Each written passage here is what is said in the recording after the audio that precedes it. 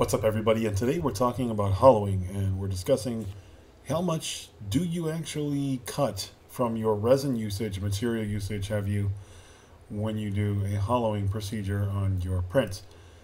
Now here we're looking at one of the Black Cat prints from Exclusive Prints, Exclusive 3D Prints, and some of these parts here obviously we're not going to hollow, as you can see from some of the cross sections, but some of the ones with beefier middles I'll probably do some hollowing on. The base, the body, the top, the legs. Those would be the obvious parts. And I think about the head sometimes, but I don't think this one's big enough to do it. Some heads are quite large and very round. This one's a decent size, but I don't think it needs to be hollowed.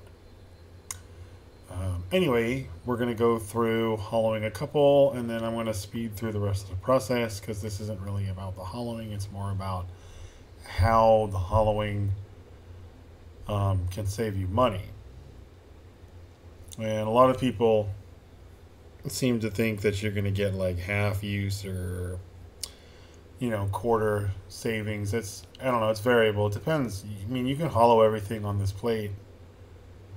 There's hollowing capabilities of almost every single component on this plate, but whether or not you want to do it, and yeah, I'm going to hollow the cat. I know the cat's actually smaller than the head, and the legs are kind of thinner, but to be honest, they're a little easier because their proportions and their shapes. Heads often cause a problem because they have hair dangling down from them, and then I have to figure out where the heck I'm going to put holes, and I don't want to put holes in hair. That's just a pain, and then I might have to block them. I mean, the cat, I'm going to block the tail and that paw there in the front anyway, but that's an easy job. Honestly, I've had bad experiences with hollowing heads and what we call weeping, where the resin will weep later. Usually because I can't put a big enough drain hole at whatever access point I can put a hole. That's usually my issue. Now I might go back and reconsider Black Cat's head here and put hollowing on it. But for this demonstration, I decided not to. And yeah, I decided to do the cat, but not the... And yeah, I also realized I accidentally hollowed the head while I was talking about this, because even though it's hidden, you can still hollow it. So let's try that again and actually hollow the cat this time. Anyway, that's what happens when you're not paying attention. I use my common hollowing settings, 1.6 millimeter on the thickness for the wall, and I use a quality of 4 on the inside. The reason for that is I like a nice smooth texture on the inside, so that way it doesn't have a lot of jagged edges on the interior to create more islands. Although certain details will definitely help create islands. Okay, as you can see, the cat there is hollow. So we'll go ahead and add some drain holes. First we're going to add blockers because we want to block his tail. Her tail, his tail. You know what? I don't know. I don't know the gender of this cat. Their tail. How about that? We'll just stay neutral for this guy, because I have no idea. Black Cat has a lot of cats around her apparently. So, I mean, I imagine they're just all genders. She's probably got tons of them.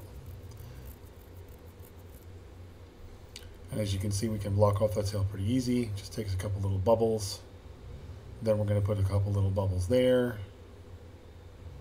And that's just going to block off that front paw. We just want to make sure it doesn't create any resin traps, because those little tiny tubes like that can create resin traps. So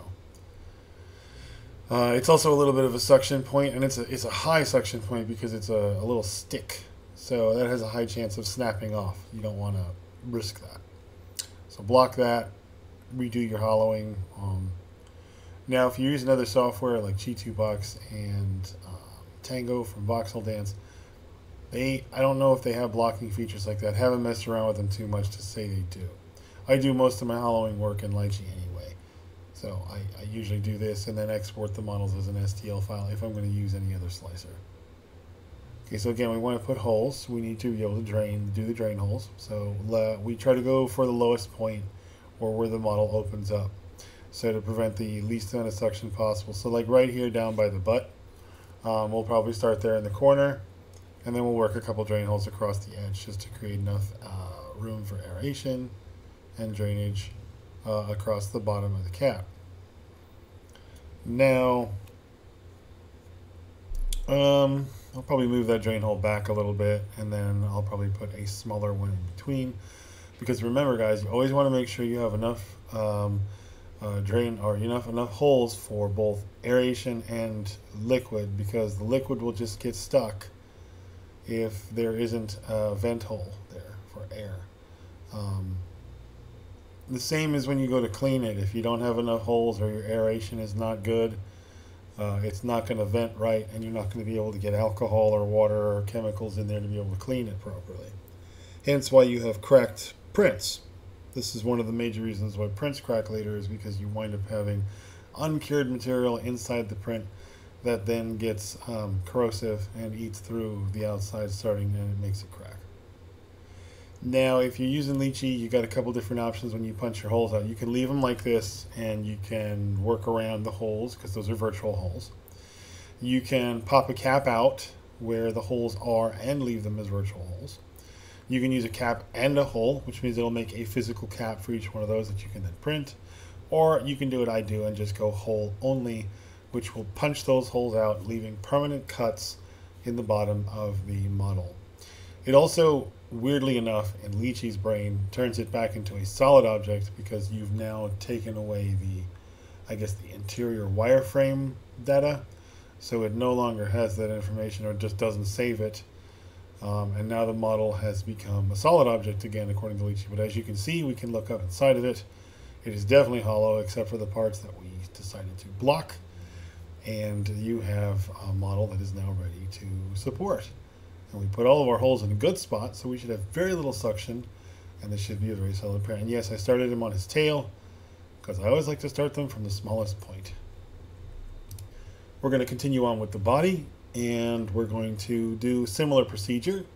I'm going to speed this up a little bit, only because honestly, watching me hollow each one of these pieces is going to get boring. And the point is, how much resin are we saving, not how to punch holes in 3D models. So we're going to speed this up. We'll come back in a bit, and we're going to go over how much resin you do actually save. And by the way, we didn't actually talk about this. I should have probably mentioned in the beginning, the initial weight of the prints themselves, like all of them together, was, I believe, 337 milliliters. In fact, I need to double check that and 100% make sure. Yeah, it was 337 milliliters, almost exactly.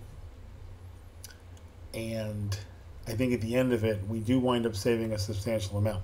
But I won't spoil it. We're going to go ahead and do the time-lapse speed up on this, and we'll be back in a few.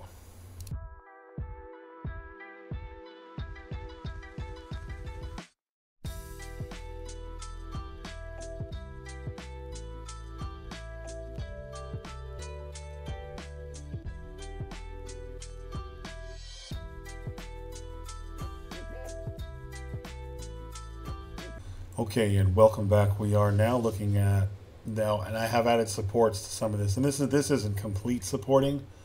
These are my starting supporting. So this is some of the islands done, some basic infrastructure. I need to go back and refine a lot of this, but this is just to kind of give you an idea of what the end result would be. The full weight is 172 plus milliliters. Now that's without the supports. The supports make up about 62.7, I believe, milliliters. And so if we compare that, the difference, even the weight of the supports and the models, is still 100 milliliters less than we were using when everything was solid. And this actually isn't even the greatest example I could probably give you. I've worked with big bases where there's really chunky bottoms to them that honestly would take you 300 plus milliliters just to print half of them. And then you hollow them out and all of a sudden they take 150. So there's definitely huge benefits in hollowing out big chunky parts, terrain parts, things like that.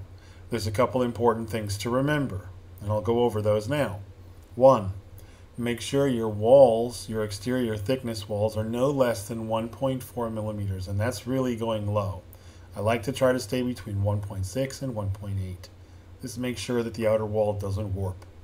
It also makes sure it's strong enough to hold its shape. Number 2, make sure that your drain holes are at least 2 millimeters. And if they're not, you need a bunch of them to make sure you can create like a little vent.